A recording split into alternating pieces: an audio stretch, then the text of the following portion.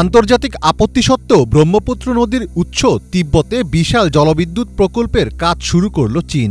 ভারত ও বাংলাদেশের আপত্তি উপেক্ষা করেই আঞ্চলিক অভিন্ন নদ ব্রহ্মপুত্রের উজানে বিশ্বের সর্ববৃহৎ বাঁধ নির্মাণের কাজ শুরু করেছে দেশটি।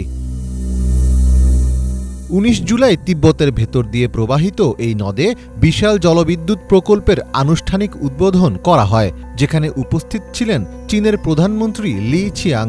চীনা রাষ্ট্রায়ত্ত সংবাদ সংস্থা সিনহুয়ার তথ্যমতে প্রকল্পটি মূলত দেশটির কার্বন নিরপেক্ষতা লক্ষ্যমাত্রা অর্জনের অংশ এবং তিব্বতের অর্থনৈতিক উন্নয়নের কৌশলের অন্যতম উপাদান। প্রকল্প থেকে উৎপাদিত বিদ্যুৎ তিব্বতের পাশাপাশি চীনের অন্যান্য অঞ্চলেও সরবরাহ করা হবে। এছাড়া নদীর প্রবাহ নিয়ন্ত্রণ করে বন্যা মোকাবিলা ও শুষ্ক মৌসুমে পানির সুষ্ঠু বণ্টন নিশ্চিত করা যাবে। ২০২০ সালের নভেম্বরে ইয়ারলুং জাংবো নদীতে ওই জলবিদ্যুৎ বাঁধ নির্মাণের পরিকল্পনার কথা জানায় চীন সরকার। এরপর গত বছরের ডিসেম্বরে তিব্বতের ইয়ারলুং জাংবো নদীতে এই প্রকল্পের অনুমোদন দেয় বেইজিং। প্রায় $১৬৭ বিলিয়ন এই প্রকল্পে ৫টি পৃথক হাইড্রো পাওয়ার স্টেশন গড়ে তোলার পরিকল্পনা রয়েছে। বাঁধটি নির্মাণ হলে এটি বর্তমান বিশ্বের বৃহত্তম বাঁধ ইয়াংসি কিয়াং নদীর 3 গর্জেস ড্যামকেও ছাড়িয়ে যেতে পারে।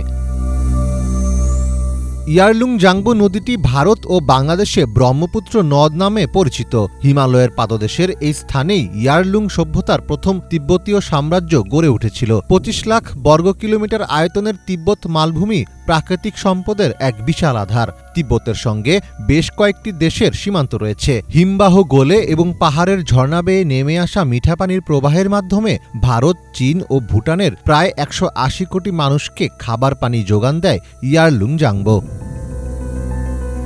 পরিবেশবাদীরা হুঁশিয়ার করেছেন, তিব্বতের মতো পরিবেশগতভাবে স্পর্শকাতর এলাকায় এমন বৃহৎ অবকাঠামোগত প্রকল্প অপূরণীয় ক্ষতি করবে। ইয়ারলুং জাংবো বাঁধ তিব্বতের মিডক কাউন্টিতে নির্মাণ করা হবে, যে শহরের জনসংখ্যা ১৪,০০০। এই বাঁধ নির্মাণে কত সংখ্যক মানুষ স্থানান্তরিত হতে পারে সে বিষয়ে কোনো জবাব দেয়নি বাঁধটির নির্মাণকারীর প্রতিষ্ঠান পাওয়ার কনস্ট্রাকশন কর্পোরেশন অব চায়না। এছাড়া ভারত ও বাংলাদেশের কোটি কোটি মানুষ এই নদের উপর নির্ভরশীল। ফলে দুই দেশের নিচের অঞ্চলে বসবাসকারী মানুষের জীবন জীবিকার ওপর এই বাঁধ গুরুতর প্রভাব ফেলতে পারে।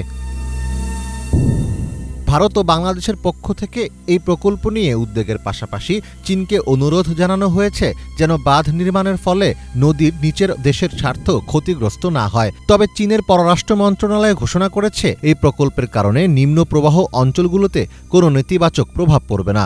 বিশেষজ্ঞদের মতে বাংলাদেশ ও ভারতের উচিত যৌথ উদ্যোগের মাধ্যমে চীনের সাথে ত্রিপক্ষীয় আলোচনা করে নদীর উপযুক্ত পানি বণ্টন নিশ্চিত করা।